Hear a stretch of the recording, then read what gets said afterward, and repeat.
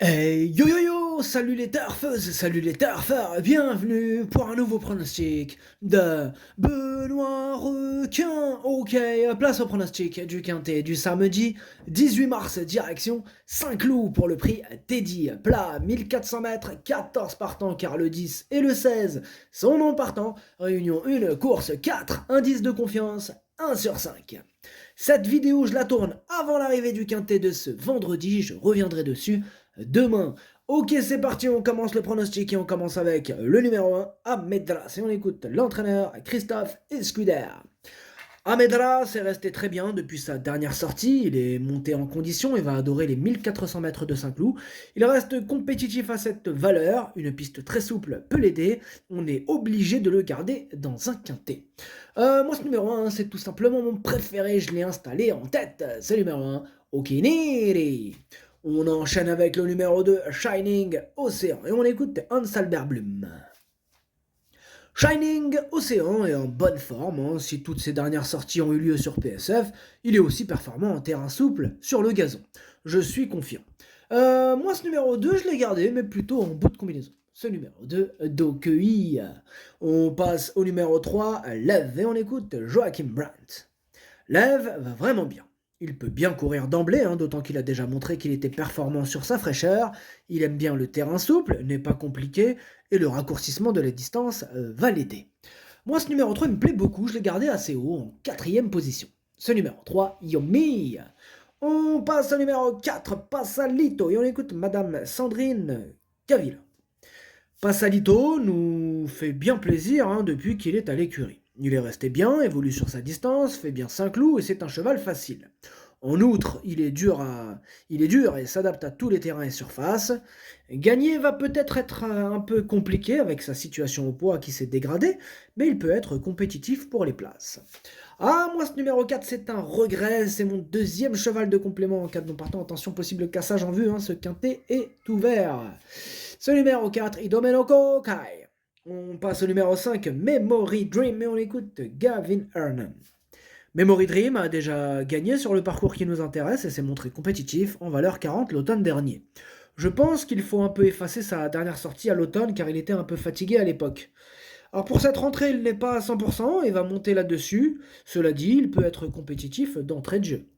Alors moi, ce numéro 5, il fait partie de mes préférés, hein, je l'ai gardé très haut, en deuxième position. Ce numéro 5, Watashi no Nibameno Okene. On enchaîne avec le numéro 6, Cours du Roi. Et on n'aura pas les commentaires de l'entraîneur qui est parti pêcher, Fabrice Vermeulen, comme d'hab, amuse-toi bien. En plus, il est parti, c'est le capitaine qui l'a embarqué, Yann Barbero. Ah, il s'éclate. Ah ouais, il est là, Yann Barbero. Il est là. Bon bref, ce numéro 6, moi je l'ai gardé en cinquième position. Ce numéro 6, Doi. On enchaîne avec le numéro 7, Luponero, et on écoute Michael Serra. Luponero va prendre part à son premier handicap. Il n'a plus son niveau d'antan. Il a été redescendu au poids et il faut voir s'il est compétitif à cette valeur. On aura la réponse samedi. S'il pleut comme prévu et que la piste est profonde, on n'aura pas d'excuses et on pourra le juger à ce niveau. Alors moi, ce numéro 7, je ne l'ai pas retenu, mais bon, il est quand même en plein milieu de ma petite liste des possibles troubles faits, donc méfiance quand même. Ce numéro 7, Kiken. On passe au numéro 8, Offranville, et on n'aura pas les commentaires de l'entraîneur, c'est toujours le même, Fabrice Vermeulen, hein, toujours au même endroit, avec Yann Barbero, il s'éclate les mecs, amusez-vous bien. Alors moi, ce numéro 8, je l'ai gardé, mais en bout de combinaison. Ce numéro 8, Nanaï. On passe au numéro 9, White Platin, et on écoute Madame Corinne Barande-Barbe. White Platin a été un peu en vacances cet hiver. Le cheval est bien, il va effectuer sa rentrée. Il retrouve un parcours qu'il apprécie. Il n'a pas un trop mauvais numéro dans les stalles, je lui accorde ma confiance, mais il y a tout de même des réserves, hein, quant au fait qu'il rentre et qu'il peut peut-être manquer d'une course. Et il ne faut pas perdre de vue qu'il n'a plus trop de marge au poids. Moi, ce numéro 9, hein, je ne l'ai pas retenu. Ce numéro 9, Kake. Ils sont en forme, les petits. Waouh. Ah ouais, c'est la guérilla derrière. On passe au numéro 10 qui est non partant. Le 10, non partant. On passe donc au numéro 11 qui est Norwegian Sir. Et on écoute l'entraîneur Cédric Boutin.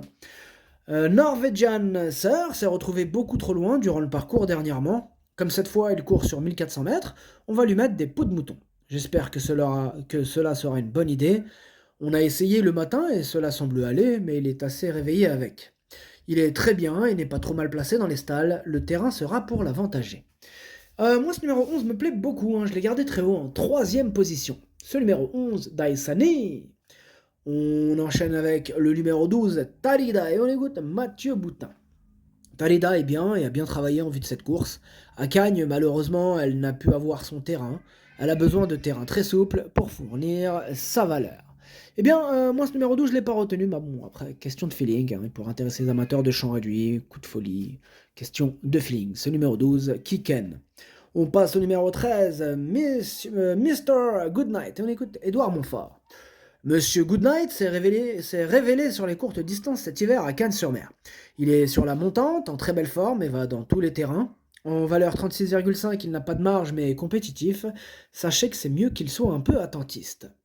Alors moi ce numéro 13, je l'ai retenu, hein. Sachez que c'est lui le 8ème de mon pronostic. Ce numéro 13, Hachi. On passe au numéro 14, Masterboy, et on écoute mademoiselle Anastasia Wattel. Masterboy fait sa rentrée sur un terrain souple et un hippodrome qui serviront ses intérêts. Il est en très bel état, mais aura peut-être besoin d'une course. Ah, ce numéro 14, c'est mon gros regret, c'est mon cheval de complément en cas de non-partant. Attention, possible cassage en vue. Ce numéro 14, Kokai. Et on termine avec le numéro 15, hein, comme le 16 il est non partant, c'est étatique et on n'aura pas les commentaires de l'entraîneur, hein, normal en même temps, c'est qui l'entraîneur? C'est Yann Barbero, le capitaine Yann Barbero. Amuse-toi bien, ils sont partis avec Fabrice Vermeulen, hein, comme je vous ai dit, ils s'éclatent les mecs, ils s'éclatent.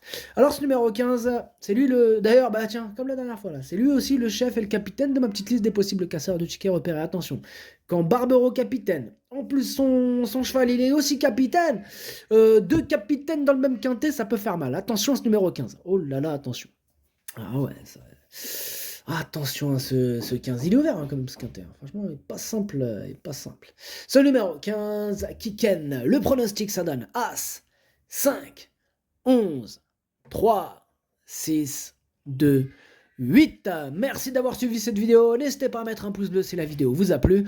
Pour accéder à tous mes tickets pour la course du quintet, rendez-vous directement en description de la vidéo. À jouer avec modération. Bonne chance. Chopez-le-moi. Ciao.